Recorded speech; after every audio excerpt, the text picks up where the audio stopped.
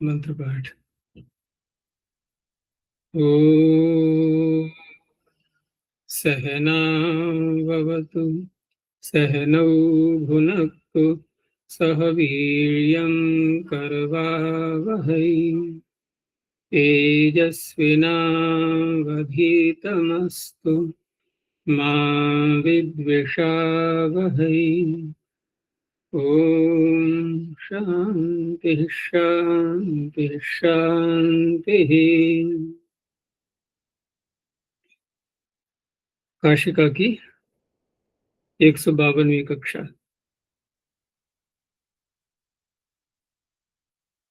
चतुर्थ अध्याय के तृतीय पाद में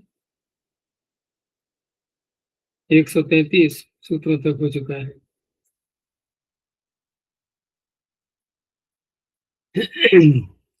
शेषे का अधिकार पीछे चल रहा था और शेषे के अधिकार में जितने भी अर्थ निर्देशक सूत्र आए थे तो उनका तो पूरा हो चुका है। आगे एक अन्य अर्थ आ रहा है, तस्य विकारः।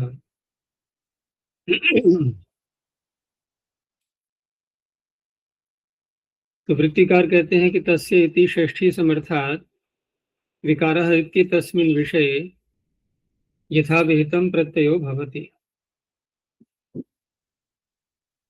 विकार अर्थ में यहाँ करेंगे, षष्ठी समर्थ तस्य हो गया। और विकार शब्द का अर्थ क्या है, उसके लिए खोला कि प्रकृति अवस्थान्तरम, जो मूल प्रकृति कोई वस्तु विद्यमान है और उसकी अवस्था बदल जाना, भिन्न अवस्था को प्राप्त हो जाना, इसी को कहा गया है विकार। और इसीलिए हम कैमरा क्यों बंद कर दिया है? मेरा आचार्य जी खुला है। अच्छा।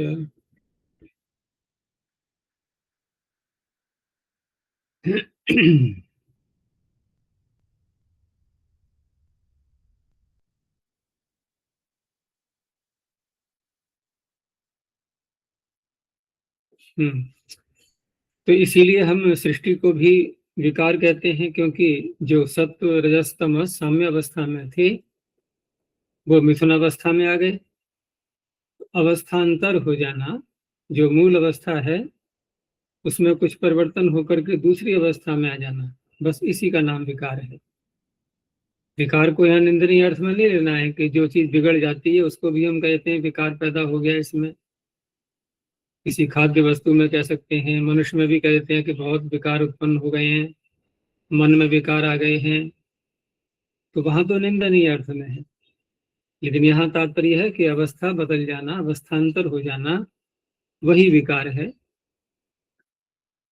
प्रश्न किया किम यह उदाहरणम, आप उदाहरण यहाँ पर क्या लाएंगे? क्योंकि विकार जिसको आप कह रहे हो तो वो तस्येदम सूत्र से भी तो आ सकता है। जब तस्येदम पीछे आ चुका तो जो विकार है जिसका, प्रकृति का, तो तस्य इदम, वह उसका है, इस प्रकार से भी हो सकता है। तो फिर आप यहाँ उदाहरण लाएंगे ही क्या? तस्येदम ने सारे विषय ले लिए। तो उत्तर देते हैं कि अप्राण्यादि उदात्तम अवृद्धम यस्य च नान्यत प्रतिपदम ग्रहणम। देखो, प्राणीवाचियों से तो आगे प्राणी रजता दिव्य होने से अय प्रत्यय कहा जाएगा, ठीक है ना। आप तस्य विकार सूत्र को लगाएंगे भी कहाँ पर? प्राणी आदि सारे आ गए, प्राणी रजता दिव्य है, वहां अय प्रत्यय कह दिया। और अप्राण्य आदि जो यहाँ बचेंगे अब, ठीक है ना, क्योंकि प्राणी आदियों से अय प्रत्यय कह दिया और वृद्ध संजकों से मैट प्रत्यय का विधान है, नित्यम वृद्ध क्षरादिभ्य। तो यहाँ बचा क्या अब? अप्राण्यादि और उदात्तम। हाँ, उदात्त भी है यहाँ पर। तो उदात्तों से अनुदात्तादेश, इस सूत्र से जो अनुदात्तादि हैं वहां पर भी अय प्रत्यय कहा जाएगा। तो शेष बचेंगे यहाँ पर अप्राण्यादि और उदात्त और अवृद्ध। ठीक, तो ये बचे जो यहाँ यथाविध प्रत्यय में कहे जाएंगे। और यस्य च न अन्यत प्रतिपदम ग्रहणम, और ऐसा कोई प्रातिपदिक जिसका प्रतिपद नाम लेकर के ग्रहण नहीं किया गया है। ये जो बचेंगे सारे, उनसे ये सूत्र यथाविहि प्रत्यय अर्थात अण प्रत्यय करेगा।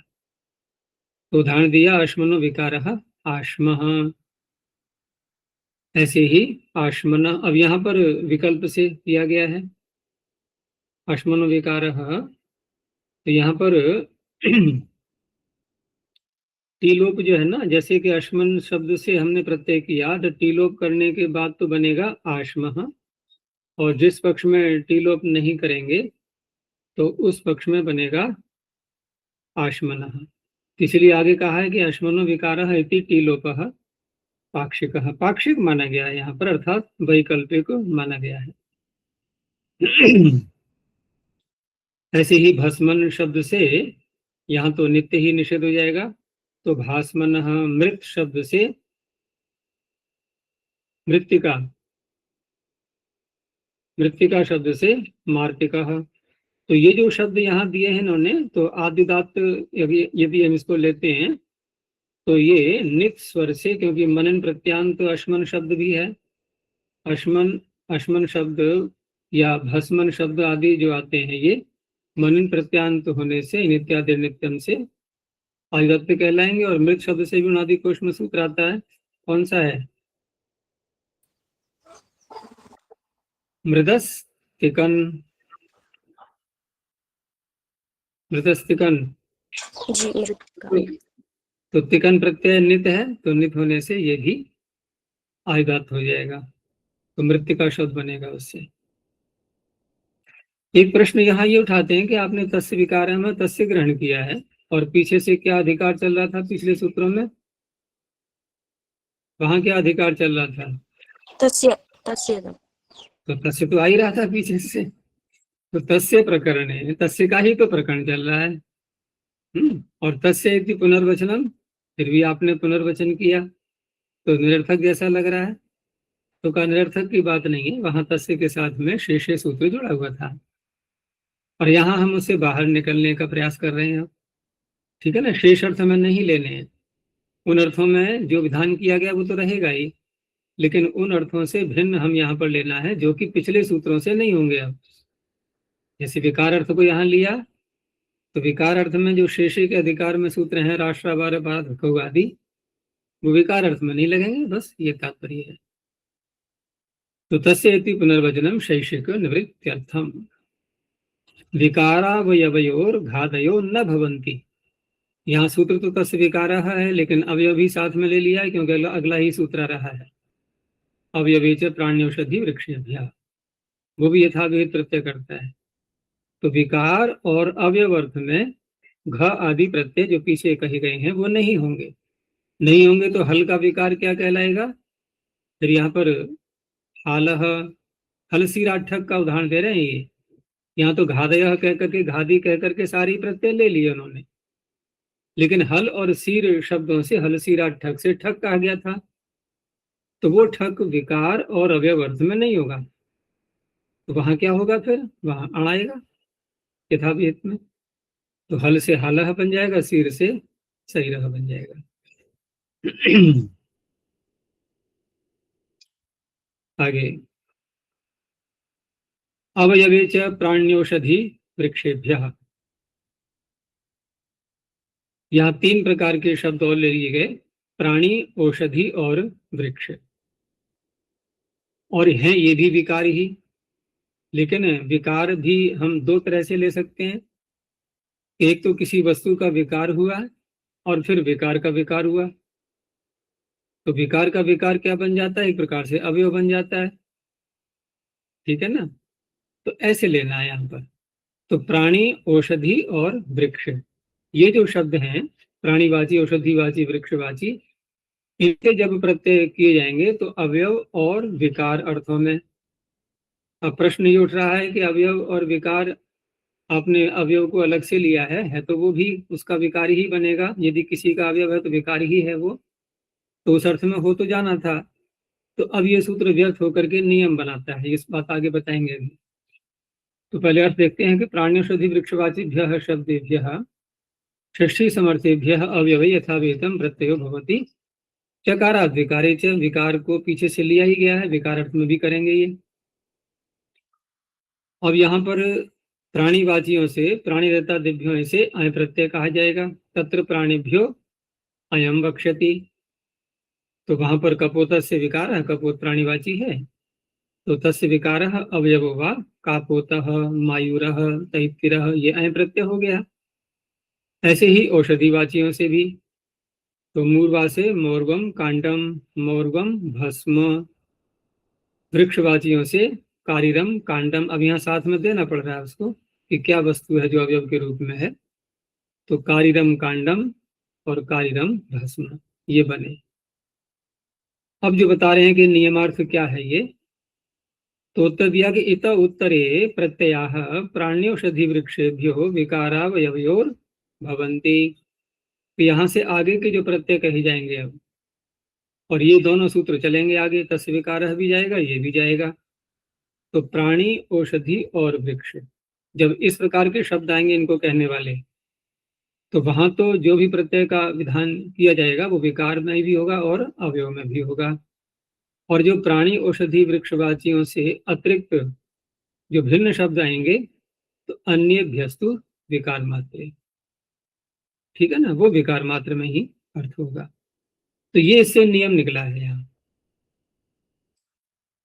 तो प्रश्न किया कथम द्वयमपि अधिक्रियते, आप दोनों का अधिकार करेंगे कैसे, क्योंकि तस्य विकारः जो सूत्र पीछे कहा आपने, और विकार एक व्यापक शब्द है, तो उसके अंतर्गत आ ही जाएंगे सारे।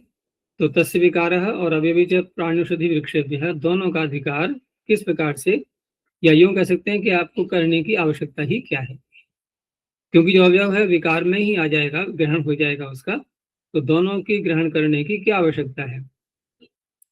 उत्तर दिया कि विकार अवयवयोर युगपद अधिकारो अपवाद विधानार्थ। हम वास्तव में कोई नया कार्य नहीं कर रहे, क्योंकि तस्येदम सूत्र ने तो स्पष्ट रूप से इदम को अर्थ को व्यापक लेते हुए उसने इन अर्थों को भी ले लिया था, और फिर भी यहाँ पर जो इनका अधिकार किया जा रहा है, तो जो अपवाद के प्रत्यय हैं यहाँ पर, ठीक है ना, वो अपवाद के प्रत्यय विकार और अवयव, इन अर्थों में करना है। इसलिए इस प्रकरण का यहाँ पर दोनों के अधिकार को लेते हुए आरंभ किया गया है। तो यही इसका मुख्य प्रयोजन है यहाँ पर। और साथ में वो बात भी ध्यान रखनी है कि यहाँ से आगे जो भी सूत्र कहे जाएंगे, तो प्राणी, औषधि और वृक्षवाचियों से विकार और अवयव दोनों अर्थों में होंगे, और अन्य प्रातिपदिकों से विकार अर्थ में होंगे। ये नियम तो अलग निकला, लेकिन ये जो बात कही है आगे कि विकार और अवयव दोनों का अधिकार जो यहाँ पर प्रारंभ किया जा रहा है, वो अपवाद प्रत्ययों के विधान के लिए, क्योंकि कृत निर्देश ही तौ, यदि वैसे देखें हम तो विकार और अवयव ये दोनों द्विवचन है, कृत निर्देश, अर्थात इनका निर्देश तो कर ही दिया गया है। कहाँ कर दिया गया है, तस्येदम में, तस्येदम से दोनों गृहीत हो जाएंगे ये, तो इनका तो ग्रहण हो ही गया है। लेकिन यदि इनका यहाँ पर हम नया अधिकार प्रारंभ नहीं करेंगे, तो जो अपवाद प्रत्यय हैं वो नहीं कर पाएंगे हम। अपवाद प्रत्यय जो होने हैं वो इदम के व्यापक अर्थ में से विकार और अवयव को निकाल करके उसमें अपवाद हो जाएंगे। और यदि यहाँ पर इस प्रकरण का प्रारंभ न किया जाए, तो इदम में तो सारे अर्थ आ ही गए। तो अब यहाँ जो अपवाद किए जाएंगे वो फिर अन्य अर्थों में भी होंगे, विकार और अवयव से भिन्न अर्थों में भी। और करना क्या है कि केवल विकार और अवयव में ही ये अपवाद सूत्र लगेंगे।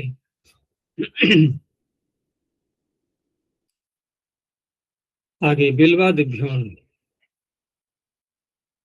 बिल्व इत्यमादिभ्यो अण प्रत्ययो भवति विकारावयवयोर अर्थयोः। अब यहाँ बिल्वादि गण में जो शब्द पढ़े जाएंगे, तो यहाँ अण प्रत्यय सूत्र कर रहा है, तो अण तो स्वयं ही प्राप्त है, तो इस प्रकार से ये इन्हीं अन्य प्रत्ययों का अपवाद बनेगा। उसी को आगे कहा है कि यथा योगम अय मयटोर अपवाद, अय का और मयट का, तो कुछ शब्द इसमें ऐसे आ रहे हैं जो कि वृद्ध संज्ञक हैं। तो वृद्ध संज्ञकों से तो नित्यम वृद्ध शरादिभ्या, ठीक है ना, इससे मयट की प्राप्ति होती है। और अय प्रत्यय जो है इसमें अय और मरेट दोनों का अपवाद माना जाएगा। तो अय प्रत्यय जो है, जो अनुदात्तादेश सूत्र है, जो अनुदात्त आदि शब्द हैं उनसे अय की प्राप्ति होती है, तो उसका भी अपवाद है। तो बिल्वस्य अवयवो विकार होगा बैलवह। एक शब्द यहाँ पड़ा हुआ है गवेधिका, गवेधुका। तो गवेधुका ये कोपद है, और कोपद होने से अगला ही सूत्र आ रहा है इसी के आगे, कोपधाच्य, और वो भी अण कर रहा है। तो जब वो अण कर रहा है तो बिलवादी गण में पढ़ने की क्या आवश्यकता। गवेधुका शब्दो अत्र पठ्यते ततः कोपधादेव सिद्धे मयट बाधनार्थम ग्रहणम। जो मयट की प्राप्ति हो रही है, मयट न हो जाए, मयट न हो जाए उसके लिए है ये। अब यहाँ पढ़ने से क्या होगा, तो यहाँ पढ़ने से निरर्थक हो रहा था, तो वो मयट का ही बाधक बनेगा। मयट को रोक करके अण प्रत्यय होगा गवेधुका शब्द में।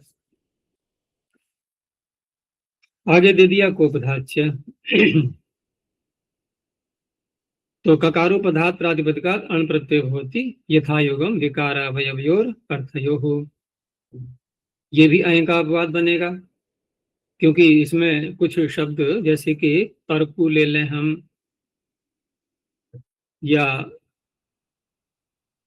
हाँ तर्कु को ही ले लें, तर्कु उकारांत तो है ये, तो उकारांत होने से ओरय की प्राप्ति हो रही है, ठीक है ना। और अन्य शब्दों में अनुदात्तादेश से अनुदात्तादि होने से उसकी प्राप्ति हो रही है। तो इन दोनों सूत्रों से जो अय की प्राप्ति हो रही है उसका ये अपवाद बनेगा। जो शब्द इसमें अधिक अच वाले हैं, तो जो प्रसिद्ध सूत्र है तंतनु के फिट सूत्र का, कौन सा, लघावंते, पूरा करो सूत्र। लघावन्ते द्वयोश्च बहुषो गुरुः। लघावंते द्वयोश्च बहुवशो गुरुः। तो वो जो है मध्योदात्त जब कर रहा होता है तो फिर शब्द कैसा बन जाता है, क्योंकि मध्योदात्त कर देगा तो अनुदात्तादि बनी नहीं, मध्योदात्त होने से अनुदात्तांत बन जाएगा, वो अनुदात्तादि, ठीक है ना। तो इसलिए उस जैसे तित्ती को लेते हैं हम, तो ये बहुत अच वाला शब्द है, दो इसमें ह्रस्व भी है, तो डी हो जाएगा इसमें उदात्त। तो तैत्तिडीकम, मांडूकम, दार्दुरुकम, माधुकम, तो सभी से अण प्रत्यय हुआ है। आगे दो शब्द लिए, उसमें अण प्रत्यय के साथ साथ शुकागम भी करना है। त्रपु जतुनो शुक। तो त्रपु जतु शब्दाभ्याम अण प्रत्यय भवति विकारे तत्संयोगेन तयोः शुक आगमो भवति। अब यहाँ त्रपु और जतु दोनों ही उकारांत हैं, तो और ऐसे अय की प्राप्ति हो रही थी, यहाँ पर अण प्रत्यय कर दिया गया और साथ में शुकागम भी। तो ओरयोर अपवादः त्रपणो विकारः प्रापुषम, जतनो विकारः जातुषम। अब यहाँ जो पीछे नियम बताया था, उसका भी ध्यान रखना है, कहीं नहीं भी बताएंगे तब भी उसका ध्यान रखना होगा। तो क्या नियम बताया था पीछे, कि प्राणी, औषधि, वृक्ष, अगर इनके वाचक शब्द आएंगे तो अवयव और विकार दोनों अर्थों में होगा, ठीक है ना। और यदि ऐसे शब्द नहीं है तो उस अवस्था में जो अप्राणीवाची हैं, प्राण्यादित्वा, जैसे कि यहाँ त्रपु और जतु, ये प्राणीवाचक नहीं है, तो अब यहाँ अवयव को हटा दो, केवल विकार अर्थ में। इसलिए विग्रह में दिया है ना, त्रपणो विकारः प्रापुषम। आगे है और तो उवर्णांतात् प्रातिपदिकात् अय प्रत्यय भवति विकारावयवयोर अर्थयोः। अब ये भी अण का अपवाद बनेगा, क्योंकि यथाविहित प्रत्ययों में अण की प्राप्ति हो रही है उकारांतों से भी। तो अनुदात्तादेह अन्यद इह उदाहरणम। और आगे जो सूत्र आ रहा है अनुदात्तादेश से, वो अय प्रत्यय कर रहा है, ये भी अय प्रत्यय कर रहा है।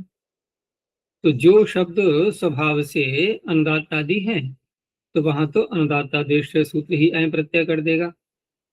लेकिन जो अनुदात्तादि नहीं है और उकारांत हैं, वो शब्द इस सूत्र में आ जाएंगे, जैसे कि देवदारू, तो दैव दारवम।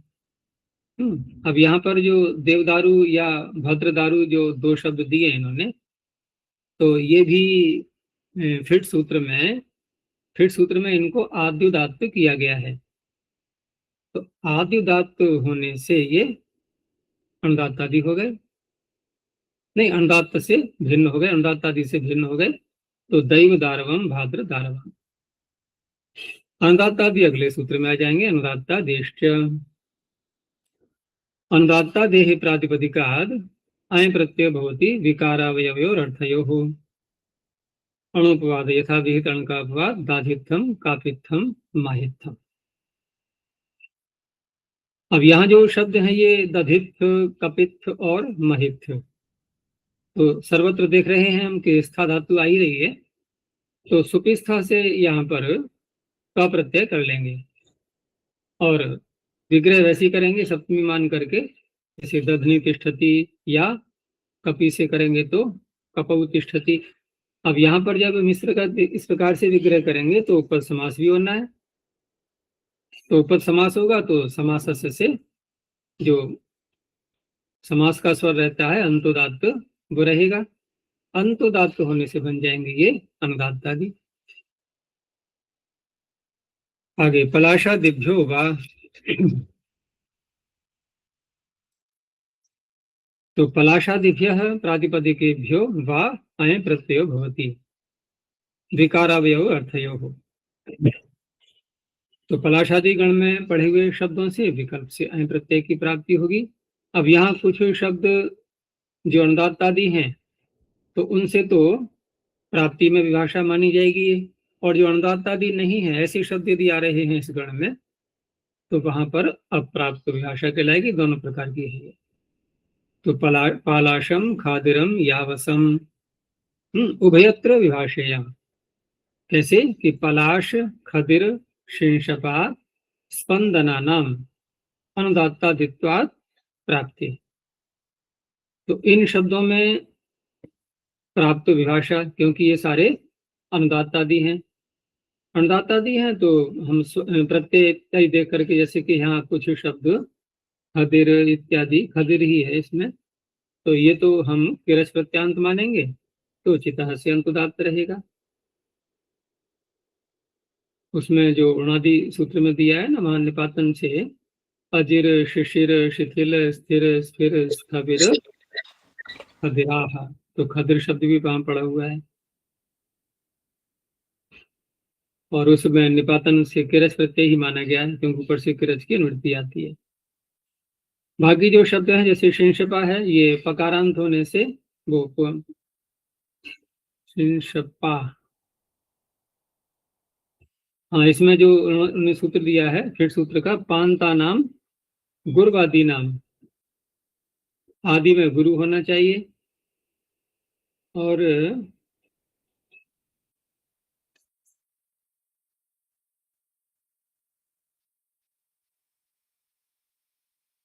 इसको देखना एक बार सूत्र को, पांता नाम गुरुवादी नाम,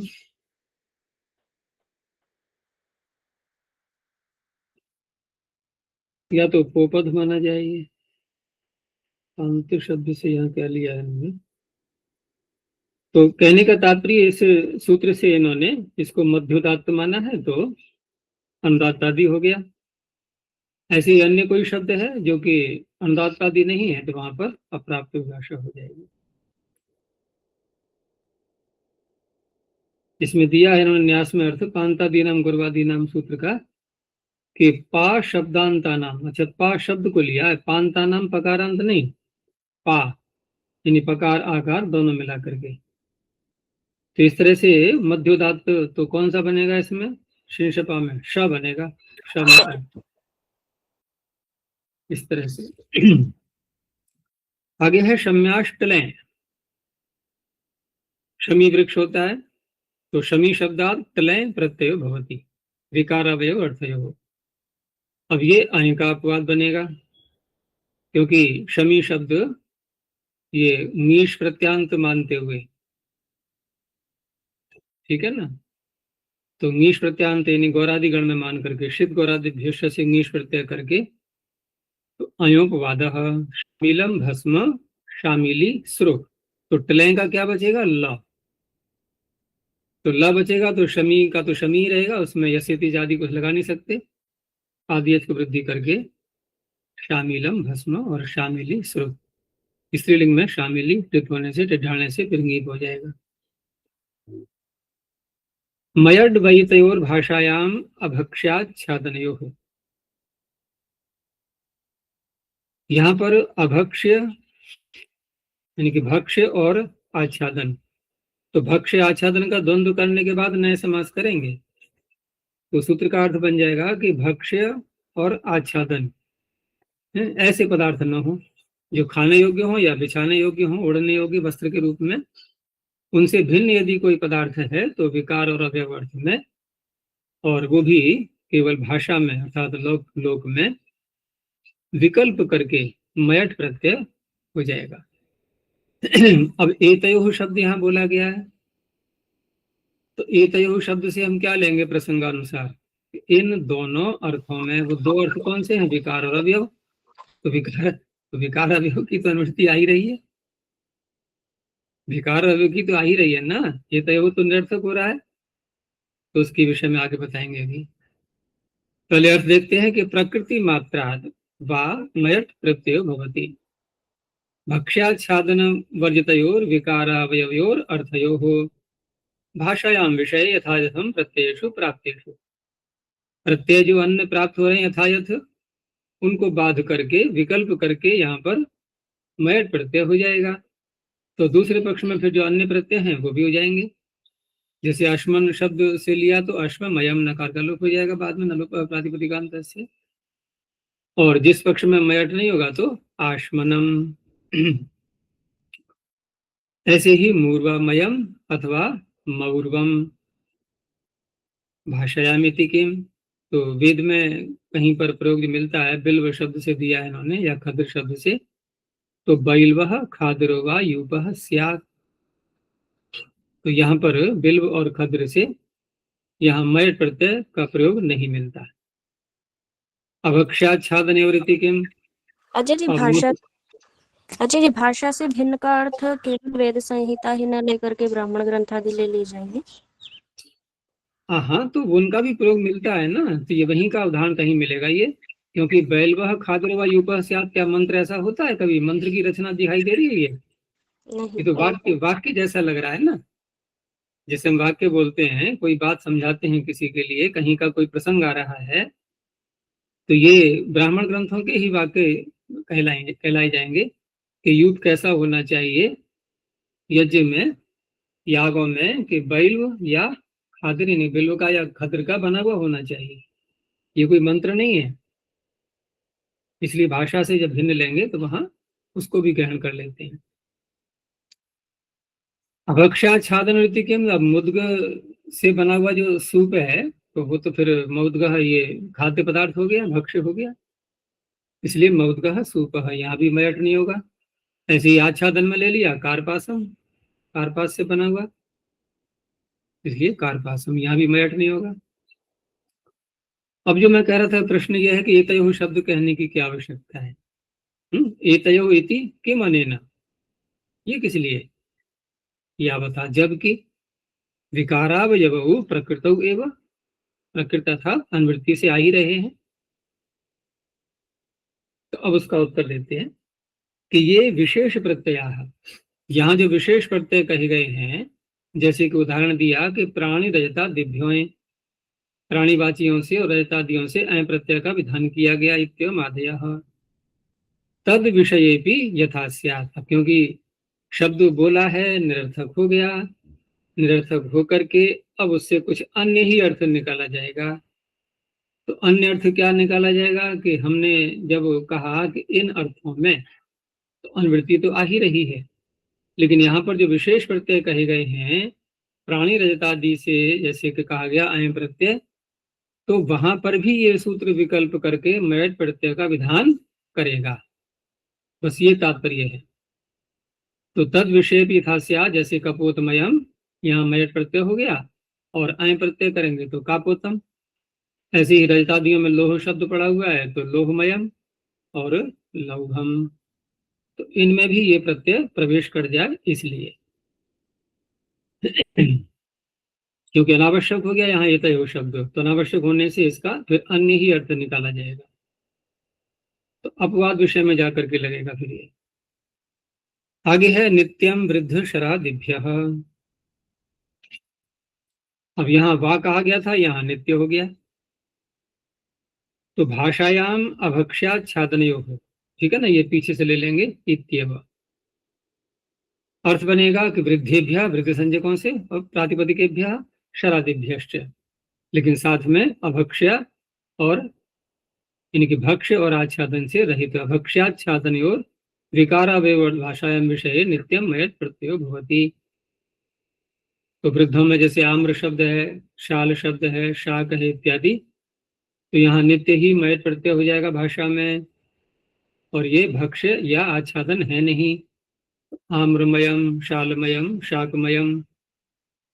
अब ये शाक यहाँ भक्ष्य पदार्थ नहीं लेना, यहाँ कोई शाक कोई वृक्ष है,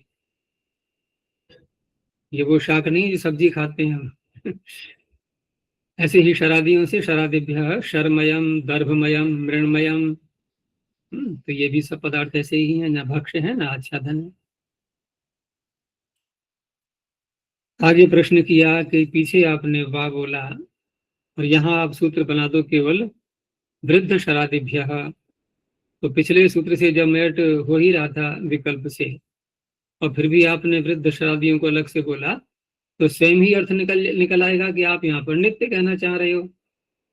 नित्य के ग्रहण के बिना भी नित्य अर्थ निकल ही आएगा। यावता आरंभ सामर्थ्यादेव नित्यम भविष्यति, आरंभ हो रहा है तो नित्य ही माना जाएगा। तो उसका उत्तर दे रहे हैं कि एकाचो नित्यम मयटम इच्छन्ति। एकाच जो प्रातिपदिक हैं उनसे नित्य मयट चाह रहे हैं, अर्थात इष्ट है। इच्छन्ति का तात्पर्य इष्ट है। तद अनेन क्रियते, तो वो भी यहाँ इस सूत्र के द्वारा हो जाएगा। जैसे कि त्वक शब्द है या स्रक शब्द है या वाक शब्द है वाच, तो ये सब एकाच शब्द आ रहे हैं, और यहाँ नित्य ही मयट इष्ट है, ये तात्पर्य। इनके वृद्ध और शराबियों की ही बात नहीं है, तो इनसे नित्य मयट प्रत्यय करके त्वंगमयम, स्रंगमयम, वांगमयम ये बन जाएंगे। कहने का तात्पर्य है कि नित्य शब्द यहाँ पर निरर्थक हो गया एक प्रकार से, और निरर्थक होकर के यहाँ किसी कुछ अन्य आचार्यों के जो इष्ट शब्द हैं उनके ग्रहण के लिए इसका प्रयोजन घटाएंगे। तो इस तरह से यहाँ पर जो एकाच शब्द हैं, तो पूर्व आचार्य वहां पर नित्य ही मयट चाह रहे हैं, तो उन शब्दों से मयट प्रत्यय यहाँ नित्य शब्द ग्रहण करने से हो जाएगा। अच्छा, ये स्पष्ट नहीं हुआ कि आरंभ सामर्थ्यादेव नित्यम भविष्यति। आरंभ सामर्थ्य इसलिए है ना कि जैसे पिछले सूत्र में कहा गया कि विकल्प करके मयट होता है, और सभी प्रकार के प्रातिपदिक ले लिए गए भक्ष और आच्छादन से रहित, ठीक है ना, कोई नाम तो लिया नहीं गया है किसी प्रकृति का। और यहाँ पर भी हम अभक्ष और आच्छादन की, अभक्षाच्छादन की अनुवृत्ति ला रहे हैं इस सूत्र में भी, तो फिर आवश्यकता क्या रहेगी वृद्ध और शरादियों के कहने की? क्या वृद्ध शरादी पिछले सूत्र में नहीं आ पाएंगे? वहां भी आ जाएंगे। तो अतिरिक्त जब ये सूत्र बनेगा नित्यम को हटा करके वृद्ध शरादिभ्य, तो वहां पर अनर्थक होते हुए अनर्थकता तो वहां भी आएगी, क्योंकि पिछले सूत्र से प्राप्ति ही है, तो वहां एक प्रयोजन दिखा देंगे तुरंत ही कि ये इसलिए है कि यहाँ नित्य करना है, वहां विकल्प से है, बस ये अर्थ स्वयं ही निकल आएगा। तो ये कहा इन्होंने, इसलिए अनावश्यक था ये नित्य ग्रहण। अब अनावश्यक होकर के यहाँ पर अब यहाँ कुछ अन्य शब्दों से भी हमें मयट करना है, तो उसके लिए इसका ग्रहण हो जाएगा। और वहां पर एकाच शब्दों से अन्य आचार्य वहां नित्य ही मयट चाह रहे हैं, तो पूर्व सूत्र वहां विकल्प न कर पाए, क्योंकि वृद्ध और शरादी में इनका ग्रहण है नहीं। न तो ये त्वंग, स्रंग, वाच शब्द न तो वृद्ध हैं ये, ठीक है ना, न ही शरादीगण में इनका ग्रहण किया गया है, क्योंकि ये सूत्र केवल वृद्ध और शरादियों में तो लगेगा। तो वृद्ध शरादियों से बाहर निकल करके अब ये नित्य शब्द जो पूर्व आचार्यों को इष्ट शब्द हैं उनको भी ले लेगा, और वहां मयट का विधान हो जाएगा। आगे गोश्च पुरुषे, गो शब्दात पुरुषे अभिधेय मैट प्रत्यय भवति। अब अकेला गो शब्द यहाँ लिया गया है इस सूत्र में, और साथ में पुरुष ले लिया गया। पुरुष को क्या माने, विकार माने या अवयव, क्या होता है विकार? जी। गो पुरुष माने जो गाय गोबर करती है, उस गोबर को हम विकार लें या अवयव लें उसका, गाय का। तो न तो विकार समझ में आ रहा है, न ही अवयव है उसका। अवयव तो है ही नहीं। विकार इसलिए नहीं है कि गाय से बनी हुई वस्तु, गाय से बनी हुई वस्तु, ये तो जो भोजन किया है उसका अतिरिक्त भाग है, वो निकला है बस। जो अनावश्यक पदार्थ है शरीर में जिसकी आवश्यकता नहीं है, वो गोबर के रूप में आ गया। तो ये विकार या अवयव दोनों में से कुछ में भी नहीं आ पाएगा, ठीक है ना, किसी में भी ग्रहण नहीं कर सकते इसका। इसलिए सूत्र यहाँ पर बनाया गया है ये कि गो शब्द से पुरुष अर्थ में मय प्रत्यय होता है, तो गोमय हमने बना लिया है।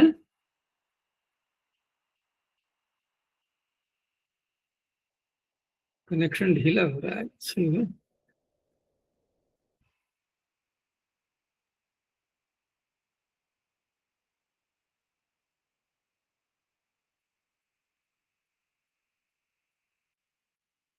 इसको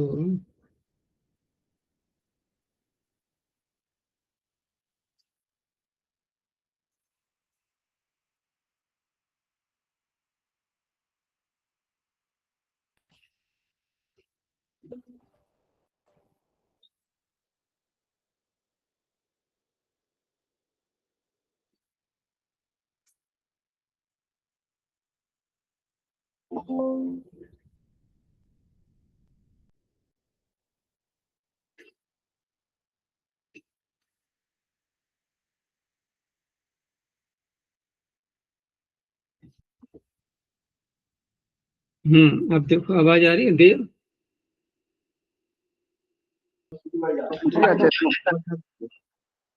हम्म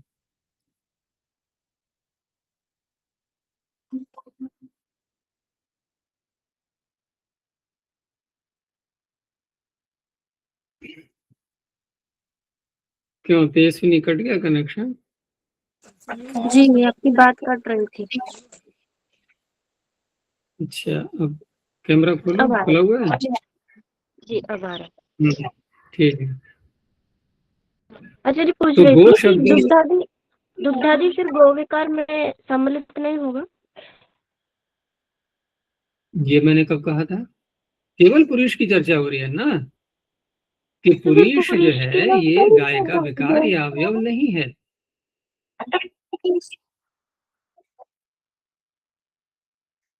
आवाज कट रही है। देखो, गो शब्द से यहाँ पुरुष अभिधेय होने पर ही ये सूत्र मय प्रत्यय करेगा। तो इसका तात्पर्य हो गया कि अन्य जो विकार अवयव अर्थ हैं, जो विकार या अवयव हो सकते हैं गाय के, तो वहां पर मय प्रत्यय नहीं होगा, केवल पुरुष को कहने के लिए होगा। अगर यहाँ पुरुष शब्द को हटा दें और गोष्ठ इतना ही सूत्र बने, तो फिर दुग्ध आदियों को कहने के लिए भी मय प्रत्यय होने लगेगा। तो यहाँ पर दो बातें हैं, एक तो पुरुष विकार अवयव नहीं है, ठीक है ना, और यहाँ मय प्रत्यय करना है, उसके लिए भी सूत्र की चरितार्थता हो गई। दूसरा ये है कि विकार और अवयव जो हैं गाय के, गो शब्द के, उनमें करना नहीं है। उनमें करना नहीं तो प्रश्न ये उठेगा कि उनमें नहीं करना, ये तो बात जो सूत्र आ रहा है आगे, गो पयसोर यथ आगे आएगा अभी, तो वहां तो यह प्रत्यय हो ही जाएगा फिर। तो अब यहाँ पर प्रश्न ये उठेगा कि ये सूत्र का मुख्य प्रयोजन है क्या? क्या ये प्रयोजन है कि दूध आदि विकार अर्थों में मयट न हो जाए इसके लिए? तो कल नहीं, इसके लिए तो गोपयसोरियत है ही सूत्र, वो तो यत प्रत्यय करेगा, ठीक है ना। लेकिन पुरुष विकार अवयव है नहीं, तो इससे तो कुछ भी नहीं प्राप्त हो रहा है, न तो मयट प्राप्त हो रहा है, न ही यत प्राप्त हो रहा है गोपयसोरियत से, क्योंकि वहां विकार अवयव की अनुवृत्ति जाएगी। तो इस तरह से ये सूत्र पुरुष विकार अवयव अर्थ न होने पर भी उसके लिए मयट प्रत्यय का विधान करने वाला है। क्योंकि ये सूत्र यदि नहीं बनाएंगे तो गो शब्द से पुरुष अर्थ में मयट तो होना नहीं है। क्यों? क्योंकि मयट तो का कोई सूत्र नहीं रहेगा। गोपयसोर यत लगाते हैं, वो विकार अवयव अर्थ में करेगा, पुरुष अर्थ में कर नहीं सकता। तो फिर तस्येदम सूत्र क्या करेगा? गाय का है गोबर, तस्य इदम, तो फिर अण प्रत्यय कर लेगा वो। यही तो होता, और करना है हमें मयट प्रत्यय, इसलिए ये सूत्र बनाया गया है। तो प्रधान दिया इसीलिए कि पुरुष इति किम, तो कहा गव्यम पयः। अब पयस जो है ये पुरुष नहीं है, इसलिए वहां पर गोपयस और यत से यत प्रत्यय हो गया। और पुरुषम न विकारो न च अवयव, स्वयं ही का वृत्ति कारण के पुरुष न तो विकार है न ही अवयव है। और तस्येदम विषय विधानम, तस्येदम के विषय में ये सूत्र विधान कर रहा है। तात्पर्य तस्येदम से अण की प्राप्ति हो रही थी पुरुष को कहने के लिए, तो वहां इस सूत्र ने मयट का विधान किया है। रही बात विकार और अवयव की, तो आगे कहते हैं कि विकारावयवस्तु गोपयसोर यतम वक्ष्यति, उससे यत प्रत्यय आगे कहा ही जाएगा, वहां यत प्रत्यय हो जाएगा। तो दूध आदि के लिए तो गव्यम ऐसे बोलते ही हैं। पंचगव्य सुना है ना, पंचगव्य, इतनी पंचगव्य में गोबर ले लेते हैं वैसे, लेकिन अगर अकेले गोबर के लिए कहना होगा तो वहां पर गोमय शब्द का प्रयोग होता है। पंचगव्य में तो 5 चीजें ली जाती हैं। जी जी।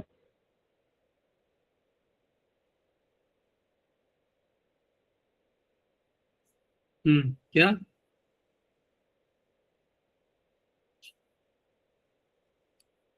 आज कनेक्शन जैसे तुम्हारा सही नहीं आ रहा है। में गोमूत्र भी लिया सही जाता है पुरुष अर्थ बोला के लिए। हाँ, पंचगव्य में दूध, दही, घी, मूत्र और गोबर का रस लेते हैं, इसमें उससे बनाते हैं पदार्थ पंचगव्य। दूध, दही, घी, गोमूत्र और गोबर का रस, गोबर नहीं उसका रस निकालते हैं थोड़ा सा, वो डालते हैं औषधियों में। अच्छा, यहाँ पुरुष में मूत्र भी ले रहे हैं? नहीं, तो पुरुष में नहीं आएगा, पुरुष में गोबर ही आता है। इसलिए जो उपले होते हैं ना, उपले का तात्पर्य जो गोबर सुखा करके और जलाने योग्य बना लेते हैं ना, उसको भिन्न भिन्न आकार दे करके, तो वो आकार अलग अलग प्रकार से लोग कर सकते हैं कोई भी। तो गोल गोल आकार बना करके उसको जो है, कहीं किसी भाषा में कंडा कंडा कह करके बोलते हैं उसको, कहीं उपले, उपल शब्द भी आता है उसके लिए। लेकिन उपले हम उसको भी कह देते हैं कि प्राय करके जो गायें गोबर कर देती हैं, कहीं रास्ते में वन में चर रही हैं, तो वो गोबर सूख जाता है जब, तो उसको भी उठा करके ईंधन के रूप में प्रयोग करते हैं लोग, जबकि उसको कोई आकार नहीं दिया गया दूसरा, ऐसे ही उठा लिया और उसको और जलाते हैं, उसके लिए सूख जाता है, तो उनको भी उपल शब्द कहते हैं। लेकिन जब ये हम बनाते हैं, आकृति दे करके उसका निर्माण करते हैं, उसको उपले, यानी गोमय जो बोलते हैं ना, उसको उपल शब्द से बोलते हैं, उपले।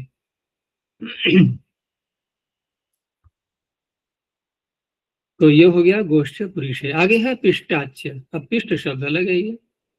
तो पिष्ट शब्द नित्यम मयट प्रत्यय होती तस्वीकार है तस्मिन विषय। तो पिष्ट से मयट की प्राप्ति थी नहीं, ये अण की प्राप्ति हो रही थी, तस्वीकार से उसका अपवाद बन जाएगा। तो अणुपवाद पिष्टमयम भस्म। भस्म क्या है? पिसे हुए का विकार है। पिष्ट माने पिसा हुआ कुछ भी, चूर्ण जैसे ले सकते हैं, तो उसकी भस्म बन गई, जला दिया उसको। आगे संज्ञायाम कन। पिष्ट शब्दात कन प्रत्यय होती विकारे संज्ञायाम विषय। तो मयटोपवाद, अब यहाँ पर पूर्व सूत्र से मयट की प्राप्ति हो रही थी, उसका अपवाद कन प्रत्यय बोल दिया, तो पिष्टकः। अब ये किसी का नाम रखा जाएगा, पिष्टक कोई प्रसिद्ध पदार्थ रहा होगा, वर्तमान में पता नहीं किसके लिए कहा जा रहा है। आगे है व्रीहे पुरोडाशे। अब व्रीहि का विकार लेना है, तो व्रीहि के विकार तो बहुत सारे हो सकते हैं, लेकिन कौन सा विकार लेना है उसका भी निर्देश कर दिया गया, पुरोडाश। तो व्रीहि शब्दात मयट प्रत्यय होती पुरोडाशे विकारे। और बिल्वादि गण में इसका पाठ किया गया है। तो बिल्वाद्यणोपवादः, बिल्वादि गण में पाठ होने से जो अण की प्राप्ति हो रही थी उसके अपवाद के रूप में यहाँ मयट प्रत्यय। तो व्रीहिमयः पुरोडाशः, पुरोडाश कैसा है? व्रीहि से बना हुआ, जो आहुति दी जाती है इनकी। और अन्य पुरोडाश के अतिरिक्त अन्य कोई व्रीहि का विकार होगा तो व्रैहम अन्यत, वहां बिल्वादि गण में आने से अण प्रत्यय हो जाएगा। बिल्वादिभ्याम। आगे है असंज्ञायाम तिल यवाभ्याम, तिल यव शब्दाभ्याम असंज्ञा विषये मयट प्रत्यय भवति विकारावयवयोर अर्थयोः। अब जहां कहीं भी कोई ऐसा पदार्थ आएगा कि जहां पीछे कहा गया था ना विकार और अवयव अर्थ साथ में चलेंगे, तो कौन सा सूत्र था? अवयवे च प्राण्यौषधि वृक्षेभ्यः। तो प्राणी, औषधि, वृक्ष। वृक्ष। अब यहाँ तिल यव ऐसे ही हैं, ये औषधि के रूप में आ जाएंगे ये सारे। तो इस तरह से यहाँ विकार और अवयव अर्थ लेंगे, जहां ऐसा नहीं होता है वहां केवल विकार अर्थ लेते हैं। तो तिलमयम यवमयम असंज्ञायमिति किम। अब संज्ञा के रूप में कहीं व्यवहार हो रहा है तिल का विकार या तिल का अवयव या यव का विकार यव का अवयव, तो वहां पर ये सूत्र मैच नहीं करेगा, वहां पर अण प्रत्यय हो जाएगा। तो तैलम अथवा यावकः। अब तैलम शब्द प्रसिद्ध है, संज्ञा के रूप में है ये, जो शरीर पर हम लगाते हैं या प्रयोग करते हैं उसका तैल का खाद्य पदार्थ के रूप में, तो वहां ये संज्ञा का स्वरूप ले चुका है। तो तैलम बन जाएगा। याव का हमें कहा है इन्होंने कि यावादेभ्यः कन से बाद में याव बना करके फिर कन प्रत्यय किया गया है। याव तो बना लेंगे पहले यव से अण प्रत्यय करके, उसके बाद कन प्रत्यय करके याव का। आगे द्व्यच छंदसी, दो वच वाले शब्द। द्व्यच प्रातिपदिका छंदसी विषय मयट प्रत्ययो भवति विकारावयव अर्थयोः। भाषायाम मयट उक्तः। अब भाषा में तो मयट प्रत्यय पीछे कही दिया गया था, किस सूत्र से? मयट वैतयोर भाषायाम अभक्ष्याच्छादनयोः। तो भाषायाम मयट उक्तः छंदसी अप्राप्तो विधीयते, वहां भाषा में कहा था उन्होंने, यहाँ छंद में करना है तो अप्राप्त विधान किया गया है। जैसे पर्ण शब्द है, ये दो वच वाला है, तो यस्य पर्णमयी जुहुर भवति। तो पर्ण शब्द से मय प्रत्यय करके जुहु स्त्रीलिंग का विशेषण बना हुआ है ये, तो फिर ढाणे से इंगित होकर के पर्णमयी। ऐसे ही दर्भ शब्द से मय प्रत्यय करके दर्भमयम। वासः, वासः नपुंसकलिंग का शब्द है, उसका विशेषण है दर्भमयम। ऐसे ही बर्हिष शब्द भी नपुंसकलिंग का है, तो शर्मयम बर्हिर्भवति। आगे इसका निषेध किया क्योंकि दो वच वालों से कहा गया है। तो नोत्वद वर्ध्र बिल्वात, न उत्वद, उत्वद माने जो उकारवान है, उकारांत नहीं, उकारवान जिनमें उकार आया हुआ है, और वर्ध्र बिल्व, दो शब्द ये हैं। तो उत्वतः प्रातिपदिकाद वर्ध्र बिल्व शब्दाभ्याम च मैट प्रत्ययो न भवति, तो पूर्व सूत्र से प्राप्ति हो रही थी। द्वच छंदसी इति प्राप्तः प्रतिषिध्यते। तो मुंज शब्द कैसा है ये? उकारवान, तो मौंजम शिक्यम। ऐसे ही गर्मुत, ये भी उकारवान हो गया, गारमुतम चक्रम। और वर्ध्र बिल्व ये अलग शब्द हो गए, तो वर्ध्र से बनाया है इन्होंने अण प्रत्यय करके वार्ध्र, और स्त्रीलिंग में वार्ध्री। वर्ध्र चर्म को कहते हैं, चमड़ा, उससे बना हुआ कोई पदार्थ है। तो आगे देवी दिया है उसका अर्थ बाल प्रग्रथिता भवती। अब इसका अर्थ किसी ने खोला नहीं है, इसको किस रूप में लिया जाएगा? या तो हम ये कहें कि बालों के लिए, बच्चों के लिए, यानी कि कुछ बनाया गया चमड़े का, चमड़े से कुछ वस्तु बनाई गई, अथवा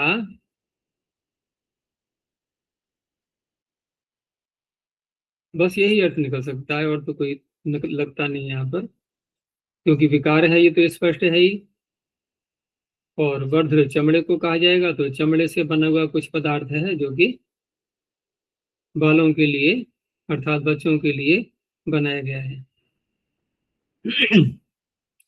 आगे है बैल वो ब्रह्म वर्चस्व। आचार्य पद्मंजलि में ये वर्ध्र शब्द लघावंती इत्याद्युदात्तः तमादण, तमादण क्या है? तस्माद सकार रह गया उसमें। अशुद्धियां तो मिलेंगी बहुत सी, अब इतनी तो बुद्धि स्वयं लगानी पड़ेगी जगह जगह। तस्मादण। आगे है बैल वो ब्रह्म वर्चस्व कामेन कार्यः। बिल्व का बहुत महत्व होता है ना, तो अगर ब्रह्म वर्चस्व की कामना है तो बेल का सेवन करना चाहिए। बैल वो ब्रह्म वर्चस्व कामेन कार्यः, बिल्व से बने पदार्थ बनाने चाहिए जो ब्रह्म वर्चस्व की इच्छा करने वाला है। तपरकरणम तत्कालार्थम, किसमें किसमें तपर? उत्वत, उत में जो तपर किया गया है वो तत्काल के लिए है, क्योंकि धूम शब्द भी उकारवान है, मतलब उवर्णवान है, इसको ऐसे कहा जाएगा। धूम शब्द भी उवर्णवान है, अगर उत्वत में तपर नहीं करेंगे तो धूम का भी ग्रहण हो जाएगा। तो धूम मयानी अभ्राणी, तो धूम शब्द से यहाँ पर मैट प्रत्यय हो गया। मतुब निर्देश तदंत विधि निरासार्थ, अगर केवल उत बोल देते तो तपर तो कर लेंगे, लेकिन तदंत विधि होने लगती, तो उससे क्या होता कि जो उकारांत शब्द है वहां तो हो जाता, लेकिन जो उकार वान है उकारांत नहीं है वहां नहीं हो पाता। यही वस्यात, जैसे वेणु शब्द है उकारवान है, उकारांत है, तो वैणवी यष्टि ही इति, लेकिन जब मुंज गर्मुत आदि इनसे नहीं हो पाता। तालादिभ्यो, तालादिभ्य प्रातिपदिकेभ्यो अण प्रत्यय होती विकारावयो अर्थयो हो, तो ये भी किसका अपवाद बनेगा? मैड आदि नाम अपवाद। तो तालम धनु बरही शब्द से बारहिणम और ऐन्द्रालिशम,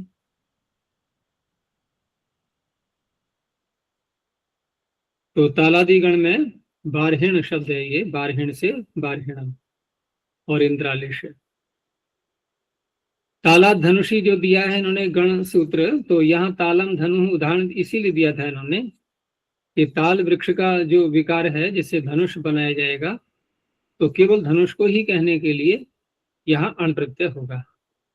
अगर ताल का कोई विकार अन्य वस्तु है तो वहां ये सूत्र अण प्रत्यय नहीं करेगा। आगे जात रूपेभ्य परिमाणे, जात रूप, जिसमें रूप उत्पन्न हो गया है, पहले से ही विद्यमान है, या प्रसिद्ध कह सकते हैं, क्योंकि सुवर्ण का पर्यायवाची है ये, सुवर्ण का रूप अच्छा लगता है देखने में, तो जात रूपम सुवर्णम, बहुवचन का प्रयोग किया है इसलिए कि तद्वाची शब्द लेने हैं, बहुवचन निर्देशात तद्वाचिनः सर्वे गृह्यन्ते, जो भी सुवर्ण के पर्यायवाची हैं सभी आ जाएंगे। तो जात रूप वाचिभ्य प्रातिपदिकेभ्यो अण प्रत्यय होती परिमाणे विकारे, अवयव ले नहीं सकते यहाँ पर।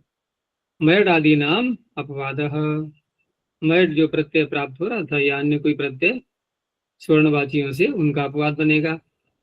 तो हाटक शब्द, हाटको निष्कः, परिमाण अर्थी लेना है तो निष्क बनता है सुवर्ण से, निष्क के नाप का सुवर्ण का एक बाट बना लिया गया तोलने का, तो हाटकः निष्कः, ऐसे ही हाटकम कार्षापणम।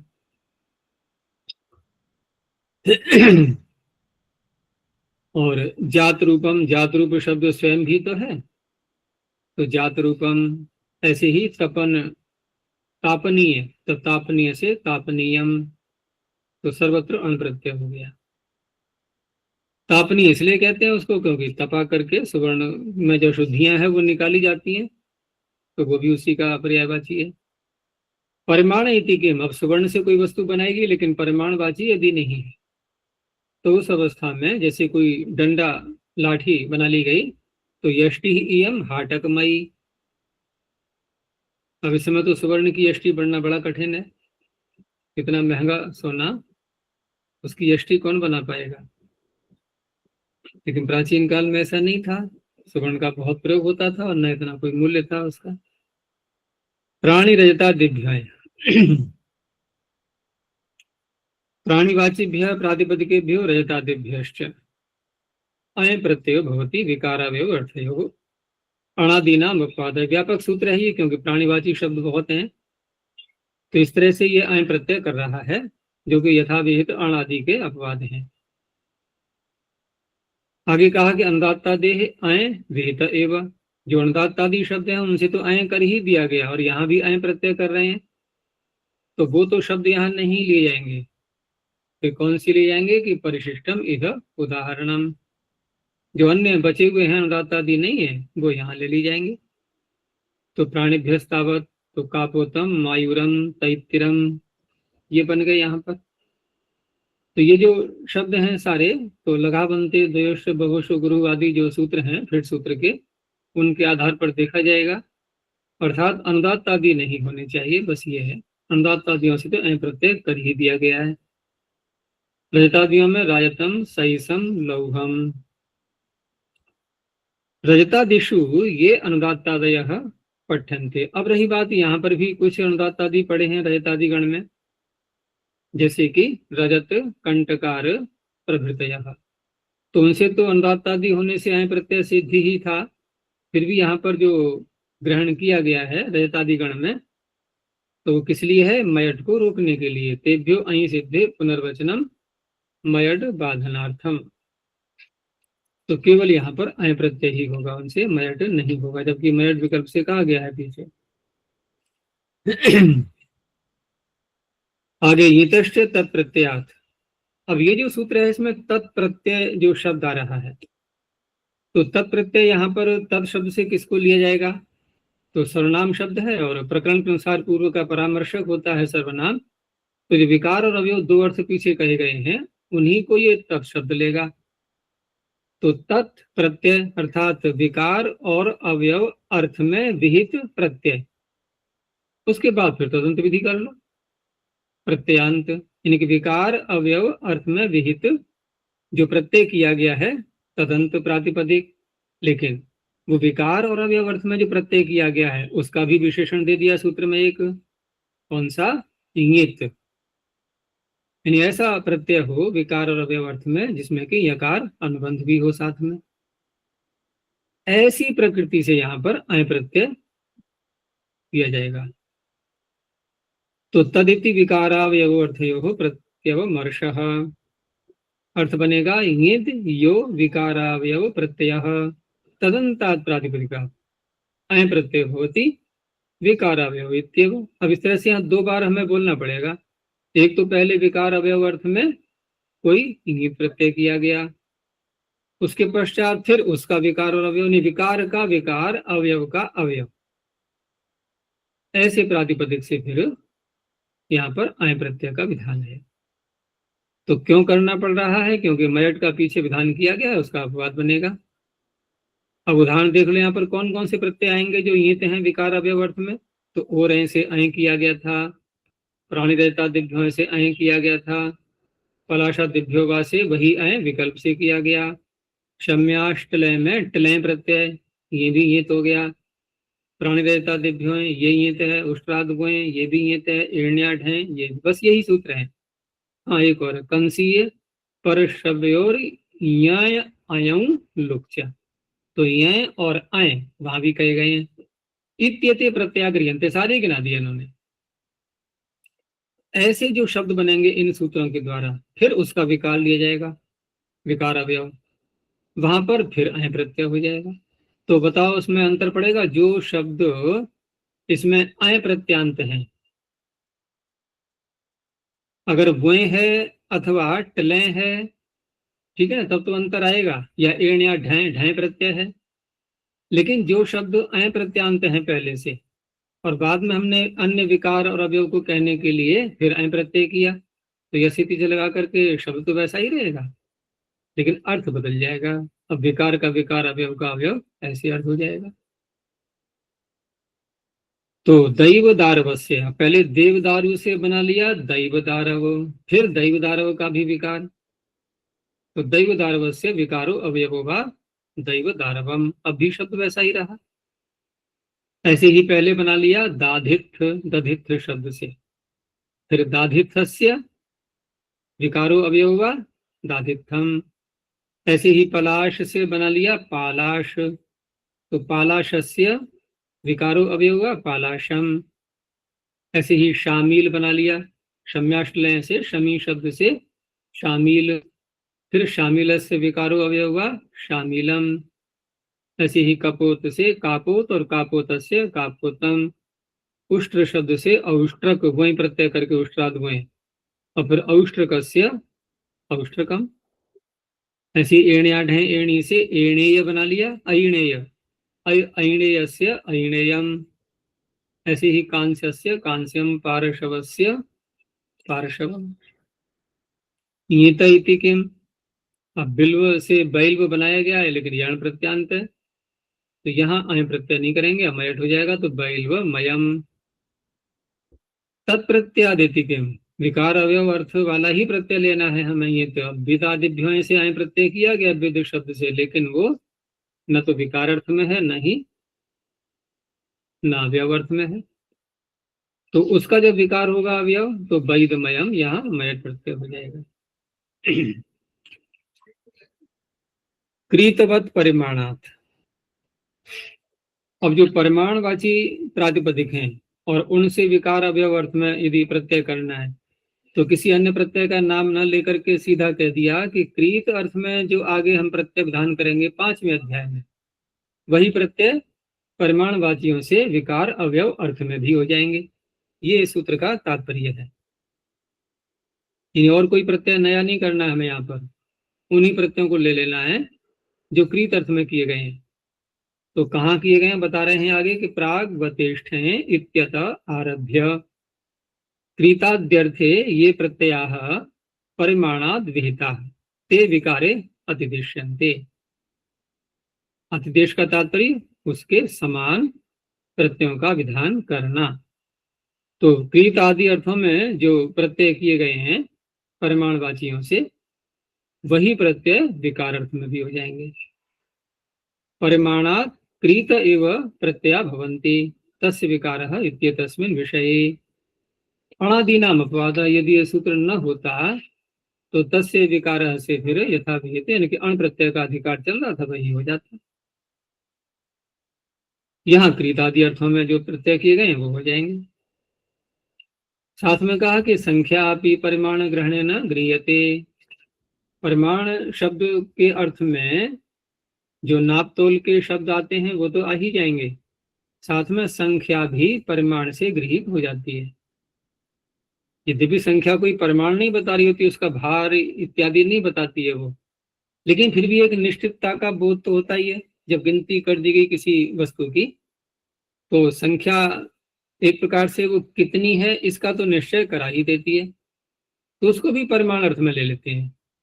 परितः मानम परिमाणम, यानी कि व्यापक अर्थ लेते हुए, केवल नापने वाली बातें नहीं है, वहां भी तो एक नाप हुआ है ना, संख्या की दृष्टि से तो नाप हो ही गया।